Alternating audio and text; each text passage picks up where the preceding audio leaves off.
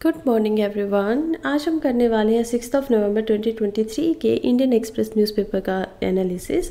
और जो पहला आर्टिकल हम लोगों के लिए इम्पोर्टेंट हो जाता है वो है कि कैसे जो ब्लिंकिन है यानी यूएसए के जो टॉप सेक्रेटरीट हैं, जो टॉप डिप्लोमेट हैं स्टेट के, वो गए हैं वेस्ट गाज़ा के अंदर बिना बताए हुए, बिना अनाउंस किए। वो सडनली वहाँ पे संडे के दिन पे चले जाते हैं। वो वहाँ के जो प्रेसिडेंट हैं, प्रेसिडेंट जिनका नाम है मोहम्मद अब्बास, मोहम्मद अब्बास, वो उनसे मिलने के लिए वहाँ पे गए हैं और उनसे बात की है उन्होंने कि हम आपके लिए जो भी एड प्रोवाइड करवा सकते हैं वो हम आप लोगों के साथ हैं। हमें पता है कि कैसे जो वेस्ट गाज़ा है और प्लस में जो आपका देश वेस्ट बैंक है, ये दोनों मिलकर बनाते हैं पैलेस्टाइन। तो ये दोनों जो अभी चल रहा है, ये युद्ध जो चल रहा है पैलेस्टाइन लोगों के लिए, तो वो युद्ध चल रहा है इजराइल वर्सेस हमास का, ठीक है, ना कि इजराइल वर्सेस वेस्ट गाज़ा का, वेस्ट बैंक का। ये वेस्ट बैंक ने अपने आप को बिल्कुल गाज़ा से अलग रखा हुआ है और ये युद्ध चल रहा है गाज़ा के अंदर। और अभी हालांकि जो प्रेसिडेंट मोहम्मद अब्बास है, उनका बोलना था कि प्लीज़ आप लोग इजराइल को समझाइए कि वो अब यहाँ पे सीज़ फायर कर दे। लेकिन इजराइल का बोलना है कि हम तब तक बिल्कुल भी सीज़ फायर नहीं करेंगे जब तक जितने हमारे होस्टेज हैं, ऑलमोस्ट 214 होस्टेज लोग जो है बंदी बनाया हुआ है, उनको गाज़ा छोड़ नहीं देता है, उनको हमास छोड़ नहीं देता है, तब तक ये सीज़ फायर नहीं होगी। तब तक मतलब अटैक जो है वो ऐसे ही चलता रहेगा। और इसी के अलावा कुछ और न्यूज़ यहाँ पे पता चली है कि कैसे कल के दिन यानी संडे के दिन पिछले 24 घंटों में 47 पीपल जो है उनकी डेथ फिर से हो चुकी है, क्योंकि रिफ्यूजी जो कैंप है एयर स्ट्राइक वहाँ पे हुई और 47 लोगों की वहाँ पे डेथ हुई है। ऐसा बोलना है गाज़ा की हेल्थ मिनिस्ट्री का। तो गाज़ा की जो हेल्थ मिनिस्ट्री, उन्होंने ऐसी अनाउंसमेंट की है। और इजराइल की तरफ से एक अनाउंसमेंट आई है कि इजराइल के जो सैनिक हैं उन्होंने गाज़ा में जो टनल नेटवर्क है, टनल का जो यानी सुरंगों का जो वहाँ पे नेटवर्क है, उसको ढूंढ लिया है, जिस नेटवर्क के थ्रू जो हमास है वो वहाँ से छुपकर अंडरग्राउंड मिसाइल को लॉन्च करते हैं। तो वो इजराइल ने ढूंढ लिया है। लेकिन इसके ऊपर वही है कि गाज़ा की टिप्पणी है कि नहीं, ये लोग झूठ फैला रहे हैं, ऐसा कुछ है नहीं, कि क्यों स्टॉप स्प्रेडिंग लाइज, की झूठ बोलना आप लोग बंद कीजिए, ऐसा वहाँ का बोलना है। Next article again world page से ही है, जो कि अगेन जियोपॉलिटिक्स है, तो वर्ल्ड पेज है तो उसी में काम आएगा। तो यहाँ पे एक बात जानने की है कि रशिया की जो मिलिट्री है, रशिया की मिलिट्री यानी कि नेवी, उन्होंने एक जो मिसाइल है बैलिस्टिक, उसको मिसाइल बोला जाता है। बैलिस्टिक कौन से मिसाइल होते हैं जो ग्राउंड से छोड़ी जाती हैं। तो बैलिस्टिक जो मिसाइल है उन्होंने एक मिसाइल अलेक्जेंड्रा 3 नाम की टेस्ट किया है, अलेक्जेंड्रा 3। और ये मिसाइल कैसी होने वाली है, ये मिसाइल न्यूक्लियर मिसाइल है। और ये मिसाइल कहाँ पे सिचुएटेड होगी, ये मिसाइल सिचुएटेड होगी एक सबमरीन के अंदर। तो आप लोग समझ ही गए होंगे सबमरीन क्या होता है। सबमरीन एक्चुअली में एक ऐसी पांडुलिपि होती है, हिंदी में इसको पांडुलिपि बोला जाता है, जो ओशन के अंदर या पानी के अंदर रहती है। जैसे मान लीजिए ये पानी है, ये ओशन है और यहाँ पे आपकी पांडुलिपि है नीचे की तरफ, तो ये सबमरीन होती है इस तरीके की कोई पांडुलिपि। इसी के अंदर यहाँ पे रशिया के पास पहले भी 3 ऐसी मिसाइल्स थी या 3 ऐसी सबमरीन पहले भी थे, जिनके अंदर उन्होंने न्यूक्लियर मिसाइल्स को लगाया हुआ था। और न्यूक्लियर मिसाइल्स में उन सबमरीन के अंदर पहले सिर्फ 6 मिसाइल्स यहाँ पे लगती थी। अब जिस मिसाइल का यहाँ पे टेस्ट किया गया है रशिया द्वारा, उसके अंदर 16 ऐसी मिसाइल्स एक सबमरीन के अंदर लग सकती हैं। तो काफ़ी ये मतलब कि रशिया का बोलना है कि उनकी सिक्योरिटी के लिए बहुत अच्छा है, लेकिन I don't think nuclear weapon किसी के लिए भी अच्छा हो सकता है। उसका हम एक बार आतंक पहले ही देख चुके हैं जापान के हिरोशिमा नागासाकी के ऊपर। बट ठीक है, अब जो कर रहे हैं सो कर रहे हैं। कहीं ना कहीं वही है कि वेपन्स की आवश्यकता होती है। इंडिया खुद में एक न्यूक्लियर कंट्री है, so we can't say anything. Next article हम लोग चलते हैं नीति वेद, ये है फर्स्ट पेज से। और यहाँ पे बोला जा रहा है कि नीति आयोग जो है वो अपना जो एक इंडेक्स निकालती थी, नीति आयोग जो कि थिंक टैंक के नाम से भी मशहूर है कि सरकार का जो सोचने वाला टैंक है, यानी जो सारे विचार करता है, वो नीति आयोग करते हैं। और नीति से क्या मतलब होता है? नीति से मतलब होता है पॉलिसी, और आयोग से मतलब होता है ऐसा बॉडी जो डेवलपमेंट पॉलिसी बनाने वाली बॉडी है वो। तो थिंक टैंक ये है। और नीति आयोग ने जो पहले 2017 के अंदर जो एक वोटर को मैनेजमेंट करने के लिए इंडेक्स बनाया गया था, जिसका नाम था कंपोजिट वोटर मैनेजमेंट इंडेक्स। तो CWMI इंडेक्स था, और इसी इंडेक्स के अकॉर्डिंग इस बात का ध्यान लगाया जाता था। इसमें बहुत सारे पैरामीटर्स थे, ऑलमोस्ट 28 पैरामीटर्स का इस्तेमाल किया गया था, जिसके अकॉर्डिंग ये स्टेट्स को रैंक देता था कि कौन सी स्टेट्स ज़्यादा अच्छे से ध्यान रख रही है अपना जो मैनेजमेंट करना है ना वोटर का, कि उसको ढंग से रख रही है, उसका मैनेजमेंट सही से हो रहा है। इसके अलावा ये भी देखता था कि कितना वोटर की किस स्टेज में शॉर्टेज है या फिर स्कैरिसिटी है।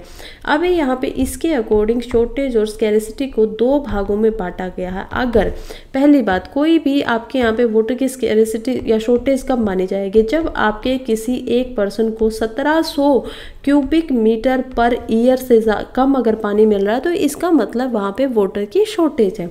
लेकिन स्कैरिसिटी, बिल्कुल आप बोलते हैं ना कि बहुत ज़्यादा मांग है, बिल्कुल ही ख़त्म होने वाला, तो वो कब होगा? जब 1000 क्यूबिक मीटर से जो आपका वोटर है पर पर्सन एवरेज एनुअली वो कम हो जाता है, तो वहाँ पे मान लिया जाता है शॉर्टेज। इस जो है इसके अंदर 3 मिनिस्ट्रीज़ को लिया गया था। पहली मिनिस्ट्री जो यहाँ पे थी वो थी water resource ministry of water resource. Second ministry यहाँ पे होती थी water and sanitation, and third ministry जो यहाँ पे थी वो थी रूरल डेवलपमेंट। तो ministry of rural development first, यहाँ पे फर्स्ट ऐसे देख लीजिए water and sanitation, ministry of water and sanitation second, and ministry of water resource 3। 3 in ministries को यहाँ पे लिया गया था। इन तीनों ने मिल के इसके काम को शुरू किया था। लेकिन अब 2019-20 में जब इसका डाटा नहीं आ पाता है, क्योंकि कोविड की वजह से, और कोविड की वजह से जब ये अब इसके ऊपर सवाल उठने लगा कहीं ना कहीं, और जब इसको नीति आयोग के पास भेजा गया, नीति आयोग ने इसको जल जो शक्ति, मिनिस्ट्री ऑफ जल शक्ति है, उसके पास भेजा कि क्या इसको अभी शुरू रखना चाहिए या इसको बंद कर देना चाहिए। तो वहाँ से रिप्लाई आया कि ठीक है, और भी दूसरे ऐसे कुछ कंपोनेंट्स हैं, चैनल्स हैं जिनका इस्तेमाल किया जा सकता है, तो शायद अब इसकी आगे ज़रूरत ना पड़े।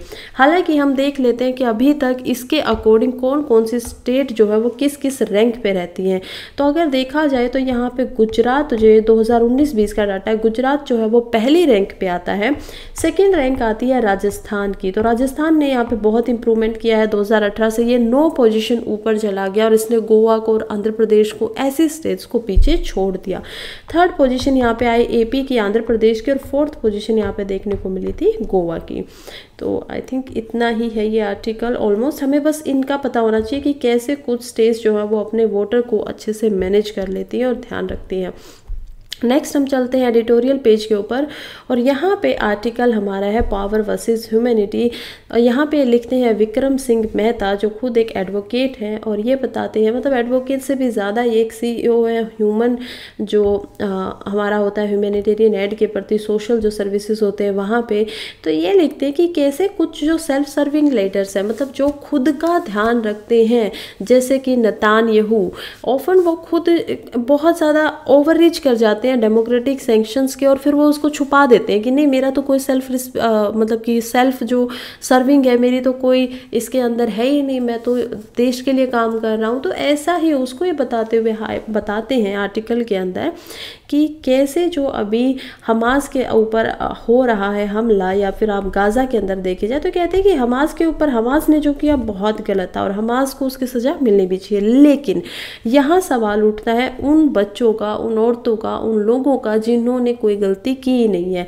हमें पता है गाज़ा के अंदर ऑलमोस्ट 20 लाख लोग जो हैं वो रहते हैं, और उन 20 लाख लोगों में से भी 50% से ज़्यादा, ऑलमोस्ट 10 लाख प्लस जो लोग हैं, वो लोग कौन है? वो लोग 18 ईयर्स से बिलो हैं, यानी 18 साल से कम है। तो बहुत सारा, जितना अभी तक ऑलमोस्ट 10,000 लोगों की वहाँ पे डेथ हो चुकी है, 1% ऑफ द वो जा चुकी है, वहाँ से लोग मौत हो चुकी है। तो ये इसमें से मोस्टली 50% से ज़्यादा फिर से यही डाटा आएगा कि 5000 से ज़्यादा इसमें जो माइनर हैं, बच्चे हैं, औरतें हैं, उनकी डेथ निकल के आई है। तो यहाँ पे ये जो है ये डाटा ऑथर को बहुत कंसर्न करता है, बहुत उनके इमोशन को ट्रिगर करता है बार बार। इसीलिए ऑथर बताते हैं कि कैसे यहाँ पे नाम दिया जा रहा है कि ये हमास के ऊपर हमला हो रहा है, लेकिन अगर इसको ध्यान से देखा जाए तो ये देखने को मिलता है कि कैसे जो अभी प्राइम मिनिस्टर हैं वहाँ के इज़राइल के, वो कितने ज़्यादा अनपॉपुलर हो चुके थे। ठीक है, अनपॉपुलर यानी वो पॉपुलर ही नहीं थे। वो अब लगातार 17 सालों से वो यहाँ पे देखने को मिल रहे थे पावर के अंदर, और वहाँ के जो लोग हैं अब वो शायद उनको पावर में देखना नहीं चाहते थे, इज़राइल के लोग। लेकिन अब बीच में ये हमास वाला हमला हो जाता और कैसे वो खुद को ही सेल्फ सर्व कर रहे हैं। बहुत सारे लोग वहाँ पे इस चीज़ के शायद खिलाफ है, वो लोग बदला नहीं चाहते हैं, लेकिन फिर भी यहाँ पे सेल्फ सर्विंग खुद के लिए हो रही है ताकि वो आगे दोबारा से एक लास्ट मौका उनको मतलब कि मिला है कि वो पॉलिटिक्स के अंदर दोबारा से बने रह सकें।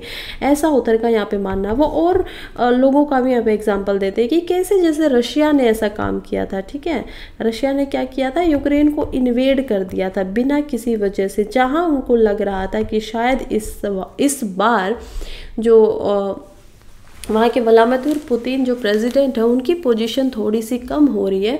तो ये सेल्फ उनके खुद के इंटरेस्ट है। और यहाँ पे ऑथर एक बात को फिर से मैं आपको बोलूँगी कि डिनोट करते हैं, जो आपने पहले भी सुना होगा कि एक हिस्टोरियन थे जिनका नाम था लॉर्ड एक्टन, और उन्होंने 1887 लॉर्ड एक्टन उन्होंने 1887 के अंदर लिखा था कि power tends to corrupt and absolute power corrupts absolutely, कि जो शक्ति होती है ना उसकी थोड़ी सी टेंडेंसी होती है कि वो इंसान को थोड़ा करप्ट बनाती है, भ्रष्टाचारी बनाने की तरफ टेंड करती है, झुका देती है। लेकिन अगर आपके पास एब्सोल्यूट पावर है कि बिल्कुल ही पूरी सत्ता आपके पास है, तो वो आपको एब्सोल्यूटली करप्ट बना देगी, पूरा का पूरा भ्रष्टाचारी बना देगी। और यही माना जाता है कि अगर किसी के पास जो पावर है वो ज़्यादा समय तक रहती जाए तो वो डेस्पोटिक होने लग जाता है। और डेस्पोटिक क्या होता है कि खुद की ही चलानी है। जो डेमोक्रेसी है उसका उल्टा होता है डेस्पोटिक। जैसे कि आप कोरिया जो है, नॉर्थ कोरिया जो हो, वहाँ पे आप इसका एग्जांपल देख सकते हैं किम जोंग का, क्योंकि कितना डेस्पोटिक अथॉरिटेरियन जो है एक रूलर है कि उसको जो ठीक लगता है वही होगा, बाकी कुछ ठीक हो ना हो। यहाँ पे ऑथर एग्जाम्पल देते हैं यूएसए का भी, अमेरिका का भी, कि कैसे उन्होंने इराक के अंदर अपना वहाँ पे वो चाहते थे कि वहाँ पे रिफॉर्म्स किए जाए। उस समय पे जो वहाँ के मतलब कि प्राइम मिनिस्टर थे यूएस के, तो वो चाहते थे जॉर्ज डब्ल्यू बुश कि क्यों ना यहाँ पे इराक के अंदर मैं सब कुछ ठीक कर दूँ। लेकिन अगर बाद में देखा जाए तो कुछ भी ठीक नहीं हुआ। इंस्टेड वहाँ पे और ज़्यादा social, religious and internal differences देखने को मिले, और अमेरिका को आखिर में आके वहाँ से बैकआउट करना पड़ा, बाहर निकलना पड़ा। तो वो कहीं ना कहीं वहाँ पे फेल हो गए, कुछ नहीं कर पाए जो करना चाहते थे। लेकिन फिर से बात वहीं पे आती है कि अगर आप यहाँ पे सिनेरियो पॉलिटिकल बड़े उस क्षेत्र पे छोड़ के, या जो ये लोग कहते हैं कि हम क्यों करो, उसको छोड़ के अगर आप डीप जाएंगे तो आपको दिखाई देगा कि कैसे हर लीडर अपने अपने सेल्फ इंटरेस्ट को ध्यान में रखते हुए कोई भी काम कर रहा है। ऑथर फिर से एग्जांपल देते हैं यूके के प्राइम मिनिस्टर का, विंस्टन चर्चिल का, जिन्होंने एक बार कहा था कि डेमोक्रेसी सबसे खराब जो वे है यानी कि फॉर्म है गवर्नमेंट की। हालांकि ये बहुत ही ऐसा सिनिकल टाइप ऑफ लग सकता है कि ऐसा क्यों बोल रहे हैं, लेकिन उन्होंने ये भी कहा था कि जिन्होंने और ज़्यादा टेस्ट किए नहीं है फॉर्म्स, उनसे ज़्यादा अच्छी है ये। कहीं ना कहीं यहाँ पे क्वेश्चन तभी आ जाता है, यहाँ पे ऑथर को लगता है कि प्रॉब्लम डेमोक्रेसी के अंदर तब निकल के आती है जब आप किसी को चुन देते हो और 4-5 सालों के बाद ही आपको दोबारा मौका मिलता है उनसे चुनने का, चुनाव करने का। 4-5 सालों तक वो डिस्पोटिक हो जाते हैं। डिस्पोटिक नहीं भी होते हैं तो वो लोग अपनी मनमानी कुछ भी कर सकते हैं। According to them whatever things right, वो वही सब कुछ कर सकते हैं और नाम दे सकते हैं नेशनल सिक्योरिटी का कि नहीं ये तो बहुत अर्जेंट था, नेशनल सिक्योरिटी का मुद्दा है। तो यहीं पे ऑथर को ये सारी चीज़ें समझ में नहीं आती हैं और वो बताते हैं कि कैसे यहाँ पे सेल्फ इंटरेस्ट सबसे ऊपर है। खैर नेक्स्ट हम चलते हैं एडिटोरियल पेज पे ही। Clear and present danger taking microbial resistant will require sustained global and local commitment. तो ऑथर यहाँ पे कामिनी वालिया हैं और वो क्या करती हैं, मेडिकल रिसर्च काउंसिल CMR के अंदर, ICMR के अंदर ये एक खुद में साइंटिस्ट हैं। ठीक है, तो ICMR क्या होता है, ICMR होता है इंडियन काउंसिल और फॉर मेडिकल रिसर्च। तो ICMR के अंदर ये साइंटिस्ट हैं, ये बताती हैं कि कैसे इंडिया ने जब दिल्ली डिक्लेरेशन किया था, दिल्ली डिक्लेरेशन, तो ये कब हुआ था दिल्ली डिक्लेरेशन, अभी तो हुआ था G20 के अंदर, जब इंडिया खुद यहाँ पे लीडर था तो उसने दिल्ली डिक्लेरेशन किया था, उसमें बहुत सारी चीज़ें बोली थी।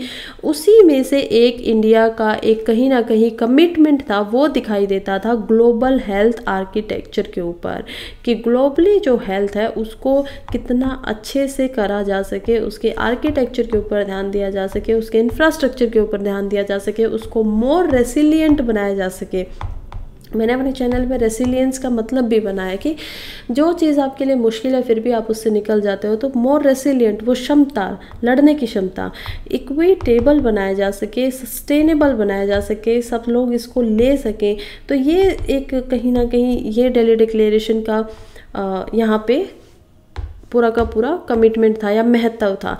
इसके बाद हम चलते हैं कि 2021 के अंदर लैंसेट एक रिपोर्ट छापता है। लैंसेट क्या है, यूके की बहुत ज़्यादा अच्छा, जैसे यहाँ पे द हिंदू है या योजना मैगजीन है, इसी तरीके से लैंसेट एक प्राइवेट और एक अच्छी मैगजीन है, कहीं ना कहीं उसकी बहुत इज्जत है और उसमें जो बातें छपती हैं वो बातें ठीक मानी जाती है फैक्चुअल तौर पे। तो लैंसेट की रिपोर्ट आती है कि 204 कंट्रीज़ के अंदर लगभग 4.95 मिलियंस जो डेथ है वो हुई है बैक्टीरियल की वजह से। बैक्टीरिया जो AMR के अंदर आ जाता है उसकी वजह से। तो बैक्टीरियल ये मैग्नीट्यूड अगर हम कंपेयर करें ना, तो ये जो HIV से जितनी डेथ होती है या मलेरिया से जितनी डेथ होती है वो ऑलमोस्ट उनके बराबर का है। तो यहाँ पे ऑथर इसी बात को कहती है कि हम इसको ऐसे ही छोड़ नहीं सकते, इसके ऊपर ज़्यादा ध्यान लेने की ज़रूरत है। ऑथर बताती है कि कैसे G20 के अंदर वैसे भी पूरे वर्ल्ड की 60% पॉपुलेशन कॉन्स्टिट्यूट करती है, और अब जब वहाँ पे अफ्रीका के भी कुछ नेशंस उसके अंदर जुड़ गए हैं तो 17.89% या 89% पॉपुलेशन अब फिर से जुड़ने के बाद ये ऑलमोस्ट हो जाती है 77.89% पॉपुलेशन। तो ये बिल्कुल जो G20 के अंदर के जो नेशंस हैं वो इस पे अगर अच्छे से काम करते हैं तो बिल्कुल वो वर्ल्ड की बहुत ज़्यादा पॉपुलेशन को इसका फ़ायदा पहुंचाया जा सकता है। ये भी बोलती हैं कि कैसे लोकल लेवल पे काम करने की भी ज़रूरत है। बिल्कुल सभी ग्लोबल जो कंट्रीज़ हैं उनको मिलके इस पे काम करना चाहिए, लेकिन लोकल लेवल पे भी जो कंट्री खुद में अपनी जो प्रायोरिटीज़ है वो यहाँ पे बनाने की ज़रूरत महसूस हो रही है, और नेशनल एक्शन प्लान्स भी यहाँ पे बनने चाहिए। जैसे कुछ कंट्रीज़ के अंदर ये नेशनल एक्शन प्लान्स बहुत अच्छे हैं। इवन इंडिया जो था वो पहला एक ऐसा देश बना था वर्ल्ड के अंदर जिसने अपनी कॉम्प्रिहेंसिव NAP नेशनल जो एक्शन प्लान है वो AMR के ऊपर anti microbial resistance, AMR anti microbial resistance की, माइक्रोबल जो होते हैं एंटी, उनके लिए रेसिस्टेंस लेके आनी। अगर वो हो भी जाते तो हम उनसे इतने ज़्यादा इन्फेक्टेड ना हो, हम लोग उससे बीमार ना हो, तो उसके ऊपर नेशनल एक्शन प्लान लेके आया था इंडिया। एक ऐसी पहली कंट्री बना था। तो और नेशंस को भी अपने अपने स्तर पे ऐसे स्ट्रेंथन करने की ज़रूरत है, इसको मजबूत बनाने की ज़रूरत है। और इसी के साथ ये भी है कि AMR इतना ज़्यादा दिखाई नहीं दिया क्योंकि पेंडेमिक में ज़्यादा लोगों का ध्यान रहा था, लेकिन पेंडेमिक अब ख़त्म हो चुका है। डेथ टोल देखा जाए तो उतना ही है, जितना पेंडेमिक के अंदर लोग मरे थे उतना ही डेथ रेट जो है वो यहाँ पे AMR की वजह से भी मरते हैं, बैक्टीरिया की वजह से भी मर जाते हैं। और इसीलिए से ये भी एक क्लियर एंड प्रेजेंट डेंजर अभी भी सामने है, क्लियर एंड प्रेजेंट डेंजर। तो इस डेंजर से लड़ने के लिए अभी सभी नेशंस को एक साथ आके स्टेप उठाना की ज़रूरत है। ब्राज़ील ने कुछ रिडक्शन दिखाया है, जैसे कि वो लोग एंटीबायोटिक्स का इस्तेमाल कब कर रहे हैं उनके जो ह्यूमंस हैं उनके अंदर। और जो अगर देखा जाए तो चाइना की तरफ से भी ऐसा दिखाया गया है कि वो लोग अपने लोगों के ऊपर इस पर काम कर रहे हैं। इंडोनेशिया एक ऐसी कंट्री है जो कि ऐसी ज़्यादा एडवांस कंट्री नहीं है, स्टिल उन्होंने नेशनल सर्विलियंस प्लान्स बनाए हैं, एनएसपीज उन्होंने बनाए और कमिट किया है कि जो एंटीबायोटिक यूज़ होता है ड्रग्स के अंदर या ह्यूमंस के अंदर, उनको वो लोग कम करेंगे, उनको वो लोग घटाएंगे ह्यूमंस के अंदर। और यूके एंड यूएस दोनों के दोनों ऐसे इनिशिएटिव्स में काम कर रहे हैं कि वो ऐसी जो रिसर्च है कि वो डेवलप कर सके कुछ रिसर्च के द्वारा न्यू ड्रग्स को, न्यू वैक्सीन्स को, ताकि उन्हें ज़्यादा एंटीबायोटिकल जो ड्रग्स हैं उनके ऊपर निर्धारित ना रहना पड़े। फिर अगर हम बात करते हैं इंडिया की, तो इंडिया भी अभी कुछ स्टेप्स जो अपने कदम जो है वो राइट डायरेक्शन में बढ़ा रहा है, ठीक दिशा की तरफ बढ़ा रहा है। अभी इसका स्कोप एक्सटेंड किया जा सकता है, जितना स्कोप है इसको बढ़ाया जा सकता है, इंक्रीज किया जा सकता है, और तभी इंडिया जो बर्डन है AMR का उसको कम कर सकता है अपने कंधों से। तो ऐसा ऑथर यहाँ पे लिखती हैं। और ये हमारे लिए इम्पोर्टेंट क्यों हो जाता है? ये हमारे लिए इम्पोर्टेंट हो जाता है बिल्कुल GS पेपर 3 के अंदर, यहाँ पे हेल्थ जो पार्ट है वहाँ पे हम इसको अपने UPSC मेंस का जो पेपर होगा उसमें इम्पोर्टेंट बन जाता है कि इंडिया की हेल्थ पॉलिसी क्या है, इंडिया को क्या क्या स्टेप लेने चाहिए, AMR क्या है, प्रीलिम्स के लिए इम्पोर्टेंट हो जाता है। नेक्स्ट पेज पे हम चलते हैं, आइडियाज़ पेज पे, और यहाँ पे बात होती है कंस्ट्रक्शन ऑफ आइडेंटिटीज़। तो ये जो है ये लिखा गया है आर्टिकल बाय J. साईं दीपक द्वारा। साईं दीपक खुद एक सुप्रीम कोर्ट के एडवोकेट रह चुके हैं और अब वो एक लिटिगेशनिस्ट है कि वो लिटिगेशन डालते हैं अलग अलग सोशल, कमर्शियल, इन सारी चीज़ों के ऊपर। तो साईं दीपक जी यहाँ पे बताते हैं कि कैसे जो आर्टिकल है वो ये बता रहा है, दिखा रहा है कि जो कास्ट एंड ट्राइब्स का मुद्दा है, क्योंकि कास्ट एंड ट्राइब से अभी रिजर्वेशन की बातें चल रही है, तो वहाँ से रिलेटेड ये हो जाता है कि ये कैसे जो कास्ट एंड ट्राइब है वो एक कहीं ना कहीं भारत के ऊपर, भारत के या इंडिया के जो सोशल ऑर्गेनाइजेशन है उनके ऊपर एस्टैब्लिश किया गया है मिशनरीज द्वारा। मिशनरीज कौन थे? मिशनरीज वो लोग थे जो क्रिश्चियन लोग थे और वो वहाँ से आके यहाँ पे क्रिश्चियनिटी का फैलाव करते थे ब्रिटिश काल में या कॉलोनियल काल में। साईं दीपक जी बताते हैं कि कैसे जो आर्यन इन्वेजन थ्योरी है, क्योंकि इन्वेजन थ्योरी वो भी कहीं ना कहीं इनकी ही लाई हुई थी, क्योंकि ये जो कॉलोनियल्स थे ये हमेशा रेस में ज़्यादा भरोसा करते थे।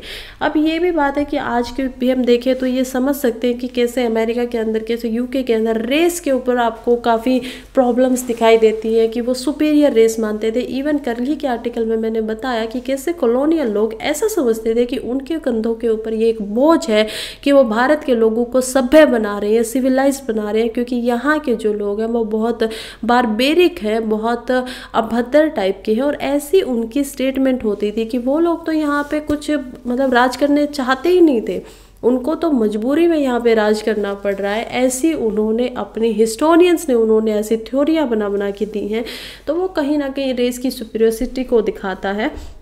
साईं दीपक बताते हैं कि कैसे ऐसा नहीं है कि इंडिया के अंदर बिल्कुल कास्ट सिस्टम नहीं था, लेकिन यहाँ पे वैदिक काल से वर्ना सिस्टम था और वर्ना के अंदर जातियों का जो सिस्टम था वो इस तरीके से नहीं था जैसा कॉलोनिस्ट ने समझा।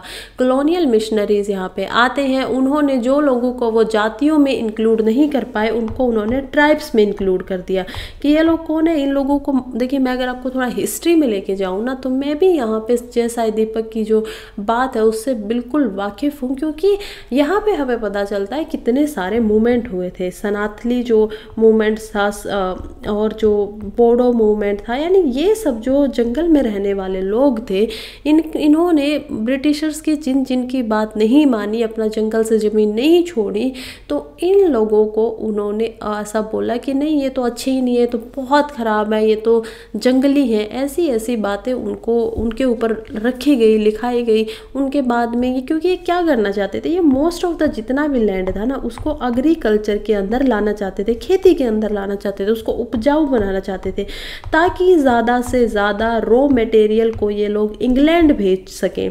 और क्यों भेजना चाहते थे रॉ मटेरियल को? क्योंकि वहाँ पे शुरू हो चुका था इंडस्ट्रियलाइजेशन, और इंडस्ट्रियलाइजेशन में क्या हो रहा था कि ये लोग जहाँ भी कॉलोनीज थी वहाँ पे जाते थे, कच्चा माल उठाते थे और कच्चे माल को वहाँ पे ला करके उसको पक्का यानी कि उसका चेंज कर देते थे फॉर्म। अगर आप कपास लेके गए हो, कॉटन लेके गए हो, तो अब आप क्या करोगे, कॉटन से आप बनाओगे फैब्रिक और फैब्रिक से आप बनाओगे क्लॉथ। तो ये जब बन जाएंगे क्लॉथ, आप इनको जाके उन्हीं मार्केट के अंदर, अब ये प्रोड्यूस हो गया है, गुड्स बन गए हैं कि ठीक है अब ये फाइनल स्टेज हो गई, अब आप दोबारा से जहाँ से आप कच्चा माल लाए थे वहीं की मार्केट के अंदर इसको जाके बेच दोगे। कच्चा माल आपने लिया था 1 रुपये kg, बेच दिया आपने फैब्रिक को 10 रुपये, आपने कमा लिए 9 रुपये। एंड ये यहाँ पे आपकी इकोनॉमी बिल्कुल अच्छी हो रही है, लेकिन यहाँ पे जिस मार्केट का और जिस इकोनॉमी का आप इस्तेमाल कर रहे हैं वो बिल्कुल ब्रेक हो रही है, कमज़ोर होती जा रही है दिन प्रतिदिन। तो ऐसा ये लोग चेंज यहाँ पे लेके आते थे।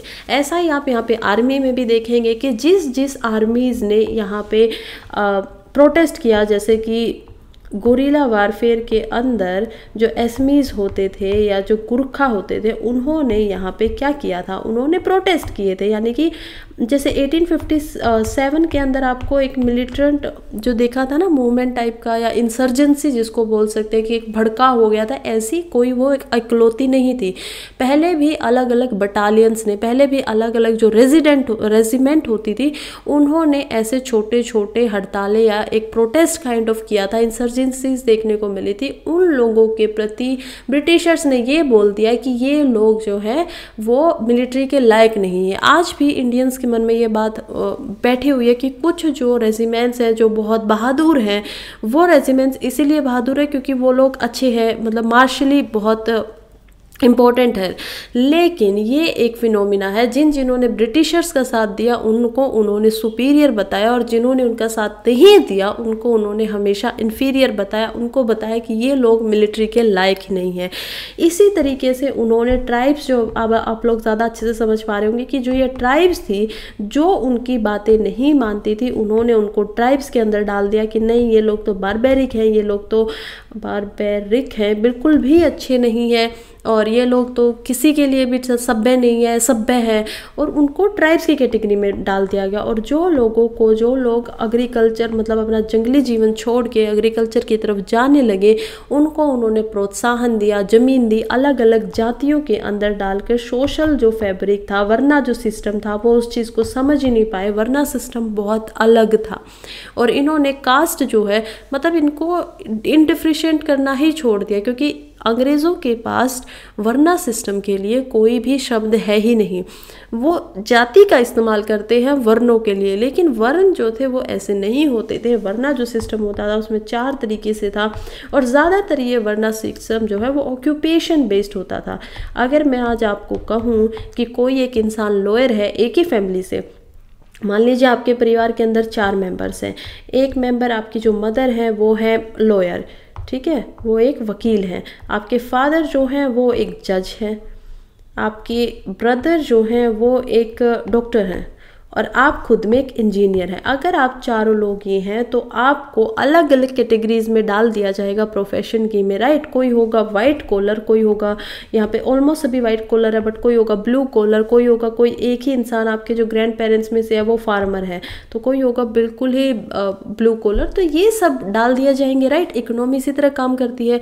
इसी तरीके से वरना जो होते थे वो भी ऐसे ही काम होते थे कि आपके एक ही घर के अंदर से कोई ब्राह्मण भी हो सकता था, एक ही घर में कोई आपका जो जूते वगैरह ठीक करते हैं तो वो भी हो सकता था। आज के टाइम पे उनको दलित बोला जाता है, या फिर दलित श्रेणी के जो फार्मर होते थे, फार्मर जो होते थे वो एक ही घर से, उसी परिवार से जो साथ में बैठ के खाना खा रहे हैं, भोजन कर रहे हैं, वही फार्मर जो होता था वो आपका आ जाता था वैश्या के अंदर, कि ठीक है वैश्या। अब वरना सिस्टम आएगा, सबको पता ही होगा, जिसको नहीं पता मैं बता देती हूँ। इसको बोला जाता है, सबसे पहले होते हैं ब्राह्मण, उसके नीचे आते हैं आपके क्षत्रिय, उसके नीचे आपके आते हैं यहाँ पे वैश्य, और उसके नीचे आते थे शूद्र। शूद्र मतलब कि जिनको इन तीनों के लिए काम करना होता था। ब्राह्मण मतलब कि जो एजुकेशन वगैरह का काम करते थे, पढ़ाते थे। क्षत्रिय जो वॉरियर होते थे, राजा होता था। और वैश्य जो एग्रीकल्चर या ट्रेड में लगे होते थे। तो इन्हीं सब चारों उसमें बांटा हुआ था। लेकिन कुछ समय के बाद ये जाके चेंज हो गया, और चेंज होने के बाद ये बन गया था क्या सिस्टम, जन्म बेस्ड। यानी कि अब क्या हो गया कि बर्थ से आपका ये प्रोफेशन जो है वो डिसाइड होगा कि आप जन्म से क्या बने हो, आप ब्राह्मण हो, वैश्य हो, क्या हो। तो यहाँ पे जाके यहाँ पे प्रॉब्लम शुरू हुई। अदरवाइज ये बिल्कुल सेम जो आज का हमारा इकोनॉमी सिस्टम काम करता है, ये भी ऋग्वेदिक काल में सेम वैसा ही काम करता था।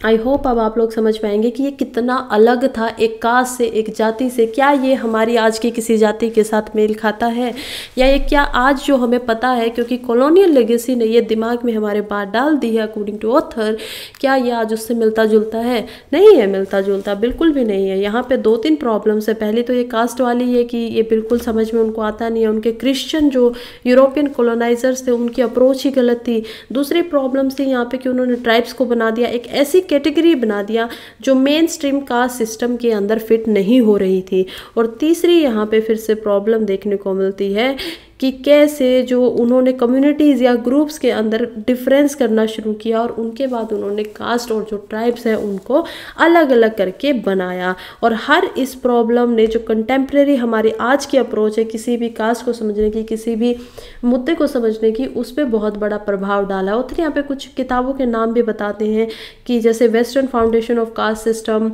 Rethinking the caste system, caste connection, ethnography caste, colonial ethnography, theories of caste. तो ये सब ऐसे कास्ट ऑफ माइंड ऐसी किताबें हैं जिनको ऑथर ने पढ़ा है, उसके बाद वो इस चीज़ को समझे हैं। आप लोगों के भी चाहे तो इसको पढ़ सकते हैं।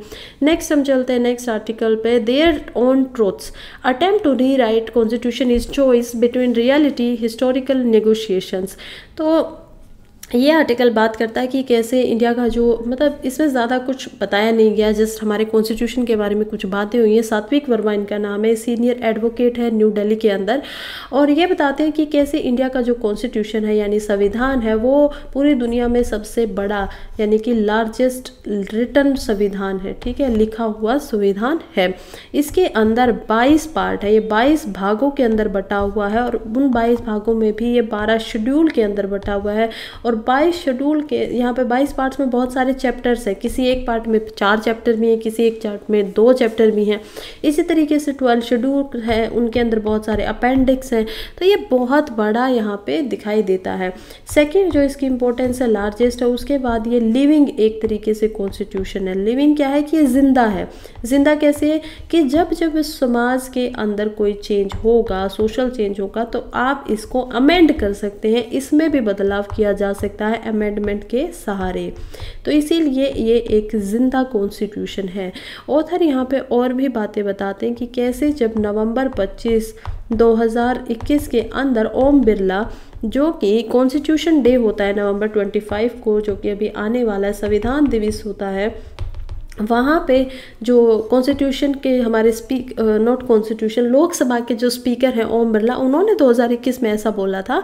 एक न्यूज़पेपर आर्टिकल छाप के उन्होंने बताया था कि कैसे जो हमारे संविधान के फ्रेमवर्क थे वो लोग बातें करते थे लिबर्टी की, इक्वलिटी की, फ्रेटर्निटी की, भाईचारे की। ये तो तीनों शब्द हम देख सकते हैं हमारे प्रेम्बल के अंदर भी दिया गया है और ये हमें हेल्प करते हैं एक social, economic and political democracy बनाने के लिए। और इन्होंने ये बात की थी जब वो कमेंट कर रहे थे फार्मर्स को कि हमारे जो फ्रेमर्स हैं उनके बारे में। तो ये सब बताते हुए यहाँ पे ऑथर ये भी बताते हैं कि कैसे इंडिया का जो कॉन्स्टिट्यूशन है वो इतने सालों से चल रहा है, अभी तक हमें उसे बदलने की ज़रूरत नहीं पड़ी है। अगेन अगर हम बात करें श्रीलंका को, तो श्रीलंका का जो संविधान है वो सिर्फ जो बाद में बना था फिर भी सिर्फ 15 साल ही चल पाया था और उसके बाद उन्होंने उसको चेंज करना पड़ा था। ऐसे और भी ऑप्शन दिखाई दे रहे हैं चिली जैसी कंट्रीज़ के अंदर, पेरू जैसी कंट्रीज़ में, जिन्होंने अपने संविधान को बदला है, चेंज किया है, छोड़ दिया और नया संविधान उन्होंने लेके आए हैं। लेकिन इंडिया का जो कॉन्स्टिट्यूशन है वो यूएसए की तरह, यूके की तरह अभी भी चल रहा है। रिटन कॉन्स्टिट्यूशन है, लिखा हुआ है, बहुत अच्छे से एक एक चीज़ को समझाया गया है। और यही सब बताते हुए बस यहीं पे ऑथर जो अपने आर्टिकल्स को ख़त्म कर देते हैं।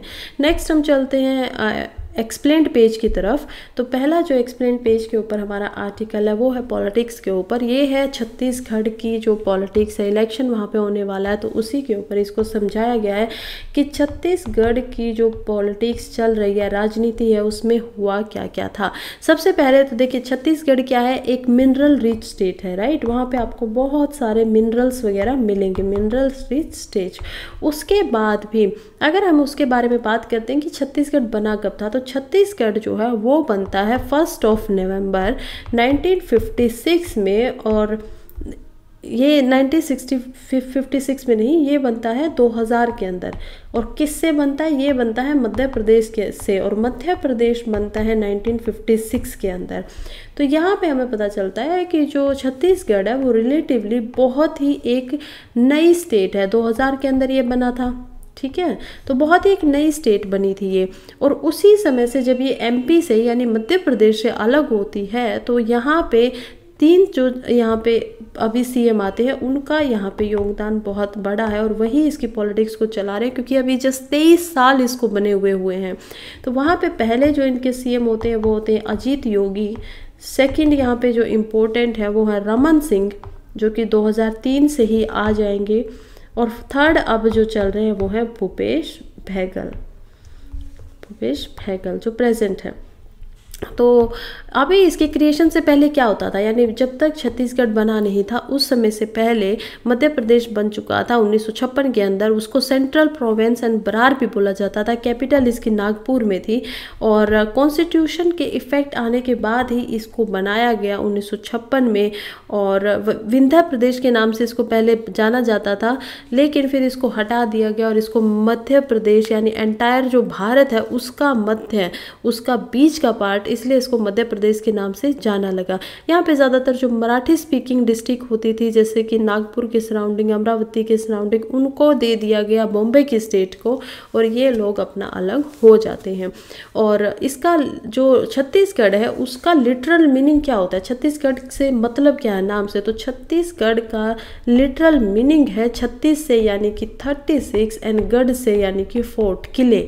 तो यहाँ पे 36 किलो की वजह से इसका जो नाम है वो छत्तीसगढ़ पड़ जाता है। छत्तीसगढ़ के जन्म के बाद क्या होता है, छत्तीसगढ़ पैदा होता है। देखिए इसका जन्म जो है ना वो मतलब चाहते तो थे 1956 से ही, लेकिन 2000 में जाके कहीं पे छत्तीसगढ़ का जन्म होता है। बहुत सारे ऐसे नेताज वगैरह आए हैं जो चाहते थे कि नहीं एक अलग से हमारा बनना चाहिए, लेकिन 1998 के अंदर बीजेपी इसको अलग बना देती है। बीजेपी की तब उस टाइम पे सरकार आती है, क्योंकि 1996 से ही यहाँ पे डिमांड हो रही थी एक अलग स्टेट की। और वहाँ के जो सीएम थे जिन्होंने सिर्फ 12 दिन के लिए इस टाइम को यहाँ पे चेयर किया था, वो यहाँ पे इसको बहुत ज़्यादा इसकी डिमांड कर रहे थे कि नहीं हमारी एक अलग स्टेट होनी चाहिए, हम अलग भाषा बोलते हैं, अलग तरीके से रहते हैं, तो हमें एक अलग स्टेट देनी चाहिए। तो इसीलिए 1998 में बीजेपी इसको एक अलग स्टेट बना देती है। 90 सीट्स जो हैं इसकी असेंबली के लिए यहाँ पे रखी जाती हैं, कि जो यहाँ पे इसकी स्टेट असेंबली होगी उसमें 90 सीट्स होंगी। और ऐसा एक और स्टेट में सेम सीट्स रखी गई हैं, वो है हरियाणा। हरियाणा की असेंबली जो होती है उसमें भी 90 सीट्स होती हैं। यहाँ पे अगर लोकसभा की बात की जाती है तो लोकसभा के अंदर इसको 11 सीट्स मिलती हैं, और राज्यसभा के अंदर इसको यहाँ पे दी जाती हैं 5 सीट। ठीक है, तो ये इसकी कॉन्स्टिट्यूएंटी था, इसके हिसाब से इसको बना दिया जाता है। इस समय पे यहाँ पे 16 डिस्ट्रिक्ट होती थी, लेकिन आज अगर आप आज के छत्तीसगढ़ को देखेंगे तो आप पाएंगे कि ये डिस्ट्रिक्ट ये 16 से बढ़कर हो गई हैं 33 डिस्ट्रिक्ट, 33 डिस्ट्रिक्ट जो है अब ये बन चुकी हैं। और इसके अलावा अगर बात करते हैं कि ये अजीत जोगी जिसकी बात हो रही थी वो कौन थे, तो अजीत जोगी जो है ये जब एक्चुअली चेंज होता है ना, मतलब मध्य प्रदेश से जब छत्तीसगढ़ बनता है तो मध्य प्रदेश में यहाँ पे क्या था, बहुत ज़्यादा बीजेपी उस टाइम पे पावर में था, और बीजेपी के ही यहाँ पे काफ़ी जो एमएलएज हैं वो बने हुए थे। लेकिन छत्तीसगढ़ जब होता है चेंज, जो कि छत्तीसगढ़ को आती है 29 सीट्स उस समय पे, तो उस समय के अंदर 10th शेड्यूल के अंदर यहाँ पे पता चलता है कि बहुत सारे एमएलए जो हैं वो कांग्रेस के एमएलए हैं। ठीक है, और इसी वजह से यहाँ पे बन जाती है कांग्रेस पार्टी, हेडिंग में यहाँ पे आ जाती है कांग्रेस पार्टी। और वहाँ पे कांग्रेस पार्टी के अंदर उसका जो हेड है सीएम जो है उसको बना दिया जाता है अजीत जोगी जी को। अब अजीत जोगी जो थे वो यहाँ पे सीएम बन जाते हैं, वो एक लीडर की तरह यहाँ पे बन चुके हैं। ठीक है, लीडर की तरह।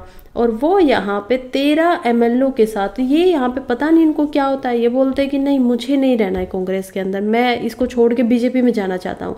और ये बीजेपी में इस वजह से गए थे क्योंकि जो उस टाइम पे मध्य प्रदेश के सीएम थे उन्होंने इनको ऐसा करने के लिए बोला था, जिनका नाम था अर्जुन सिंह। तो अर्जुन सिंह इनको बोलते हैं कि आप बीजेपी में आ जाइए, आपके लिए फ़ायदेमंद है, नेक्स्ट टाइम क्या पता ये कांग्रेस जीत पाएगी नहीं जीत पाएगी।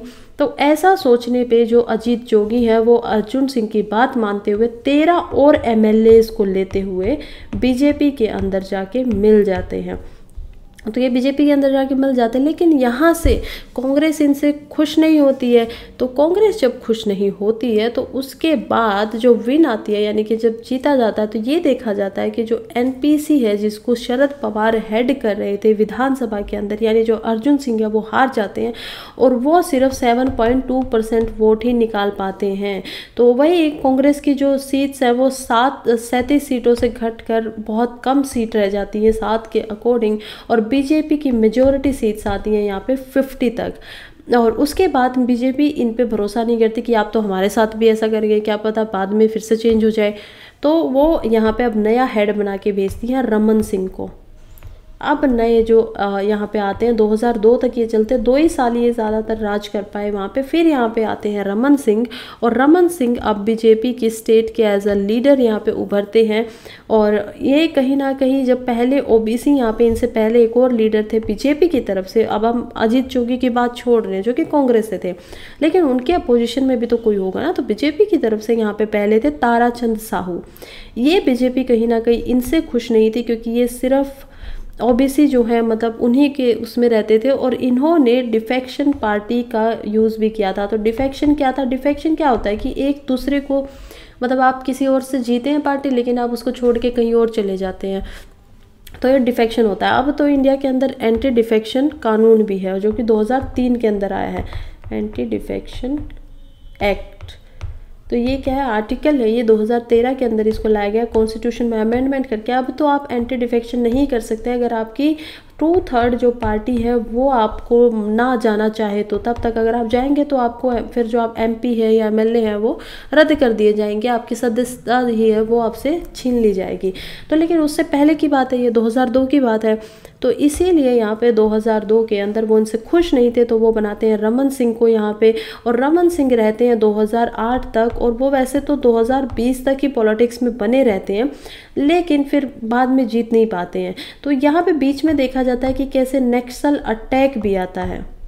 ठीक है, नक्सल जो लोग हैं वो अटैक भी करते हैं। उन्होंने 2013 की 25 जो मई है उसके अंदर बस्तर डिस्ट्रिक्ट के अंदर, जहाँ पे कांग्रेस के जो स्पीकर थे या जो कांग्रेस के पर्सन थे, हेड थे, वो सब होते हैं, और उनके खिलाफ जो स्टेट के कांग्रेस चीफ थे नंद कुमार पटेल, उनका बेटा दिनेश, सीनियर जो कांग्रेस के लीडर थे जैसे महिंद्रा कर्मा, एमएलए उदय माधव, वो उन सब के ऊपर वो अटैक करते हैं और सबकी यहाँ पे डेथ हो जाती है, जिनके भी मैंने अभी तक नेम लिए हैं।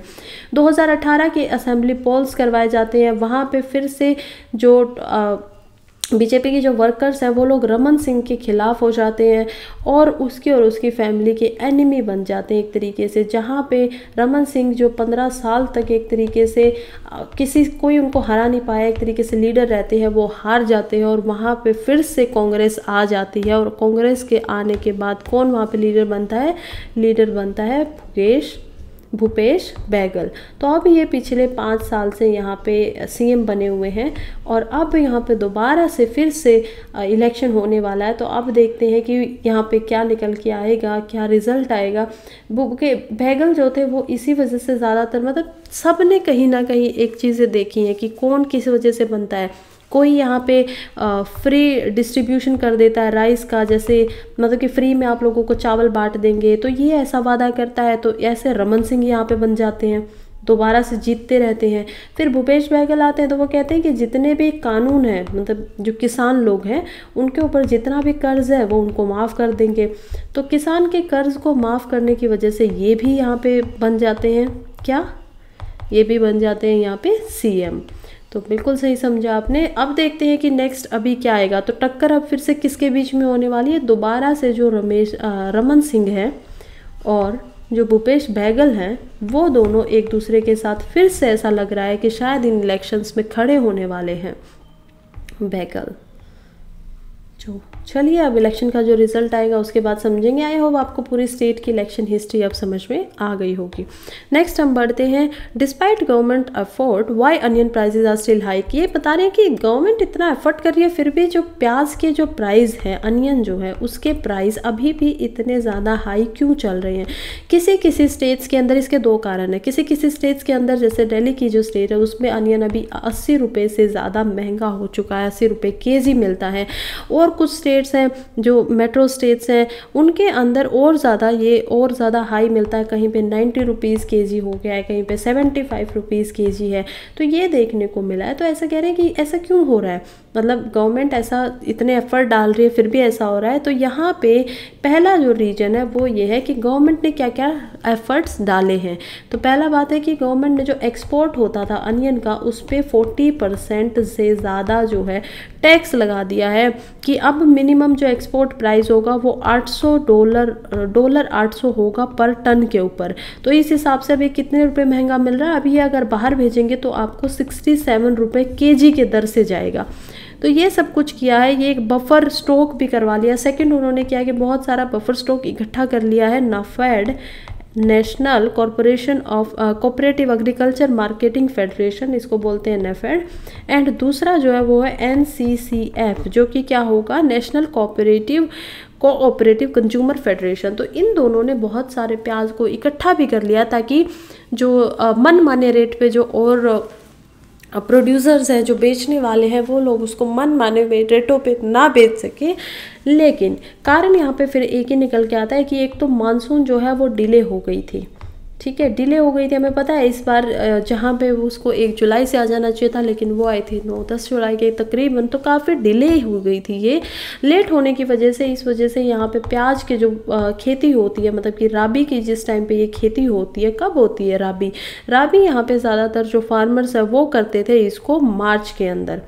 ठीक है, जब वो दिसंबर और उनकी जो जनवरी वाली फसल है वो बन के निकल जाती है तो मार्च का जो महीना बचता है उसमें राबी की फसल उगाई जाती है। और राबी की फसल उगने पर इस समय पे देखने को मिला था कि 60% से ज़्यादा जो अनियन था या जो राबी की मार्च वाली फसल थी ये अनसीजनल, बिना किसी सीजन के, जब मार्च में बारिश होती है तो उसकी वजह से ये ख़राब हो गई थी, डैमेज हो गई थी।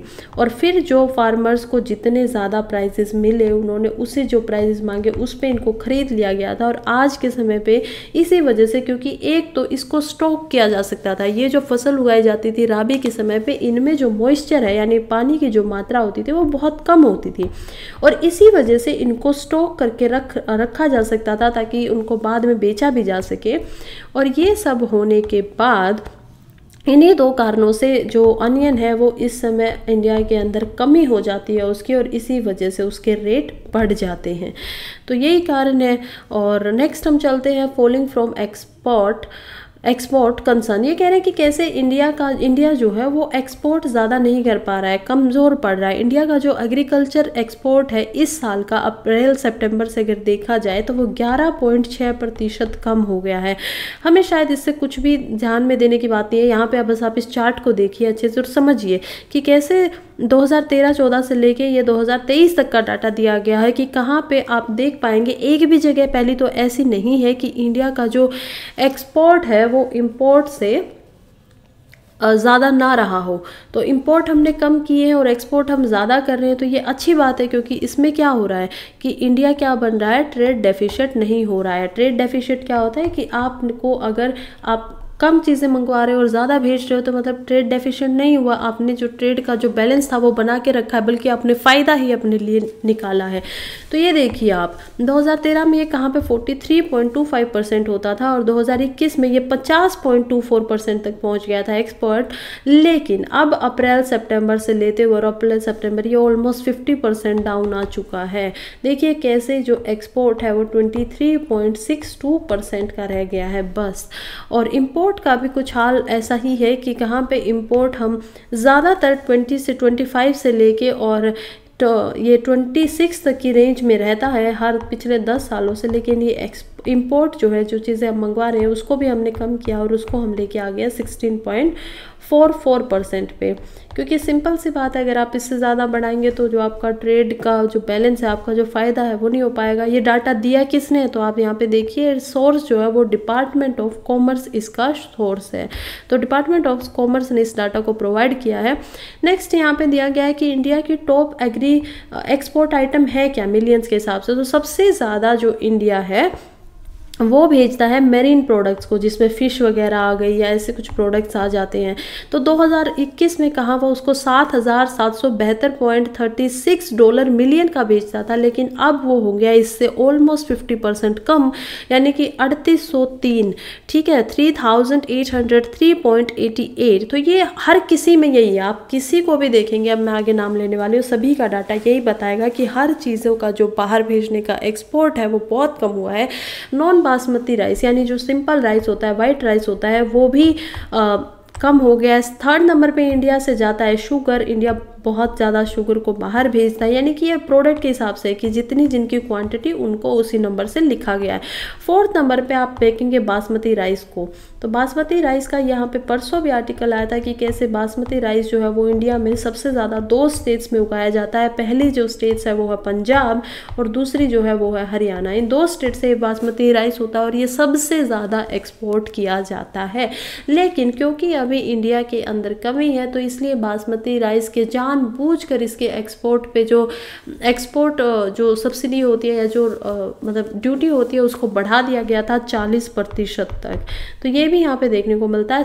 और 5th नंबर पे हमारे आते हैं स्पाइसेस यानी कि मसाले, और 6th नंबर पे जाता है बफेलो मीट, और 7th नंबर पे हमारे यहाँ से जाता है रॉ कॉटन यानी कि कच्चा कपास।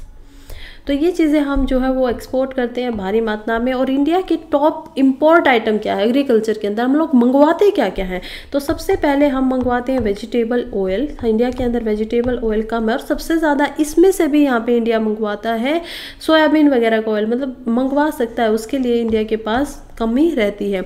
नेक्स्ट हम मंगवाते हैं फ्रेश फ्रूट्स। और 3rd नंबर पे इंडिया मंगवाता है पल्सेस यानी कि दाल वगैरह। और दाल इंडिया बहुत ज़्यादा, देखिए इंडिया जो है ना वो वर्ल्ड का टॉप प्रोड्यूसर भी है दालों का, यानी कि इंडिया के अंदर बहुत सारे पल्सेस उगाई भी जाती हैं सबसे ज़्यादा। लेकिन क्योंकि इंडिया में सबसे ज़्यादा वर्ल्ड की वेजिटेरियन पॉपुलेशन भी है तो इंडिया के अंदर प्रोटीन के लिए उसको खाया भी बहुत ज़्यादा मात्रा में जाता है और इसी वजह से इंडिया को सबसे टॉप में उसको मंगवाना भी पड़ता है, बाहर के देशों से उसको सोर्स भी करना पड़ता है कि हमारी पॉपुलेशन ज़्यादा दाल खाती है तो आप लोग उनको भेजिए। इसीलिए पल्सेस जो है वो इंडिया में ज़्यादा आती हैं और टॉप के पे ही बनी रहती है ऑलमोस्ट हर साल। पिछले 10-12 सालों से डाटा हमेशा ऐसा ही आपको देखने को मिलेगा। लेकिन अगर सवाल पूछता है कि क्या इंडिया टॉप प्रोड्यूसर्स में भी है, तो मैं आपको गारंटी से यह बात बता सकती हूँ कि इंडिया जो टॉप 5 प्रोड्यूसर्स हैं पल्सेस के, उनके अंदर हमेशा अपनी रैंक बना के रखता है। कभी ऊपर चला जाता है, कभी 1 पे आ जाता है, कभी 3 पे चला जाता है। नेक्स्ट यहाँ पे है स्पाइसेस की, इंडिया स्पाइसेस भेजता भी है लेकिन जो इंडिया के अंदर नहीं होती है उनको मंगवाता भी है। और 6 नंबर पर इंडिया खुद रॉ कॉटन को भी एक्सपोर्ट करता है, जो अच्छी क्वालिटी की, जो अलग क्वालिटी की होती है उसको। और नेचुरल रबर होती है उसको भी इंडिया इंपोर्ट करता है, मंगवाता है इंडिया के अंदर। ये पूरा का पूरा डाटा जो हमने देखा वो अभी देखा है डिपार्टमेंट ऑफ कॉमर्स की तरफ से। और इम्पैक्ट पड़ रहा है कि क्यों इंडिया के जो ये हैं इतने ज़्यादा घटते हुए दिखाई दे रहे हैं। इसका इम्पैक्ट है क्योंकि ग्लोबल प्राइसेस बहुत ज़्यादा बढ़े हुए हैं हर चीज़ के, तो ग्लोबल जो इंटरनेशनल प्राइस है उसकी वजह से इंडिया के ऊपर भी ये इम्पैक्ट जो है वो पड़ा हुआ है। विद जब मतलब कि कमिंग होगा, जब ये प्राइसेस कम आएंगे इंपोर्ट के और एक्सपोर्ट के दोनों के ही, तो भी यहाँ पे इंडिया को फ़ायदा होगा। लेकिन जब भी कम आए हुए थे तो भी इंडिया कम भेज रहा था। क्यों भेज रहा था कम? क्योंकि फार्मर्स को इससे फ़ायदा नहीं होता, इंडिया के जो किसान हैं उनको इससे फ़ायदा नहीं होता है।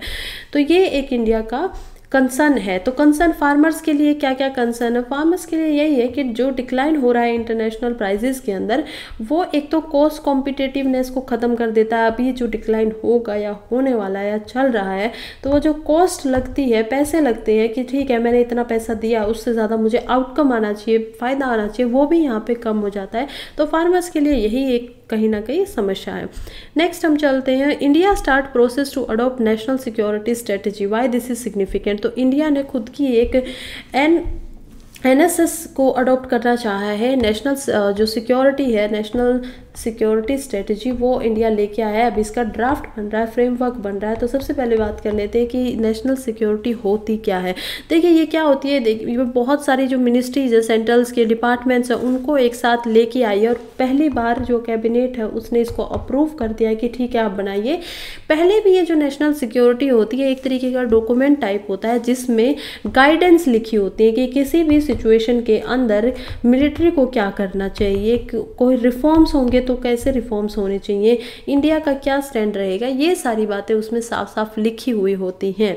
और किस किस कंट्री के पास इससे पहले भी नेशनल सिक्योरिटी है, तो हाँ बिल्कुल है। जैसे यूएस ने अपनी एक नेशनल सिक्योरिटी स्ट्रेटजी बनाई हुई है, रशिया ने और यूके ने भी अपनी अपनी सिक्योरिटीज को पब्लिश किया हुआ है। चाइना ने खुद अपनी जो स्ट्रेटजी है जिसको कॉम्प्रिहेंसिव नेशनल सिक्योरिटी के नाम से जाना जाता है, CNS, उसको पब्लिश किया हुआ है। इवन पाकिस्तान भी खुद अपनी नेशनल सिक्योरिटी पॉलिसी जो है उसको लेके आ चुका है और वो बनाई है उसने 2022 से लेके 2026 तक।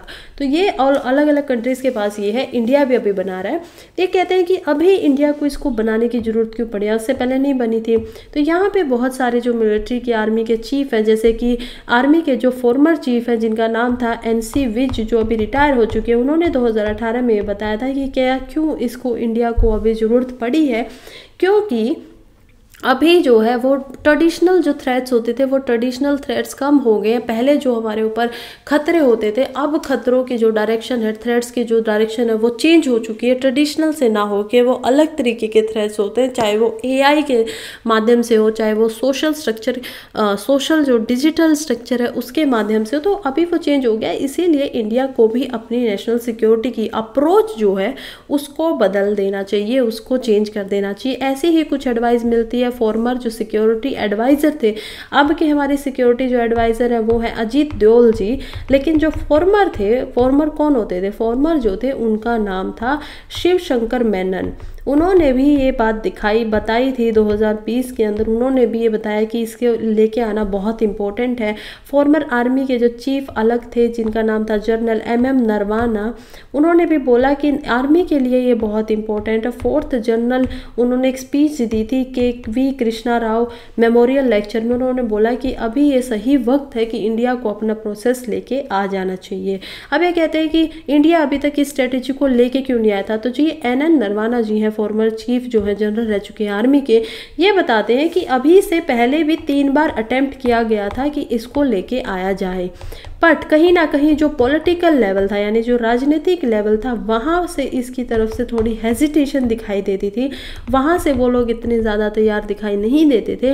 अदरवाइज अभी तक जो ये नेशनल सिक्योरिटी है इसको लाने के पहले भी प्रयास किए जा चुकी हैं, तो ये एकदम से अभी नहीं आ रही है। नेक्स्ट हम चलते हैं आज के इकोनॉमी के पेज पे, जो कि लास्ट पेज होता है हमारा। तो सबसे पहले आर्टिकल है US स्टील से march over Europe amid UK show peace AI summit. तो ये बताते हैं कि कैसे, अभी हमें पता है कि देखिए ब्लेचले डिक्लेरेशन हुई है, ब्लेचले, तो इसको याद रखिएगा क्योंकि ऑफ कोर्स ये क्या हो सकता है प्रीलिम्स के लिए बिल्कुल इंपॉर्टेंट है। किस चीज़ के लिए हुए, AI का समिट हुआ था, किसने कराया था, UK ने करवाया था।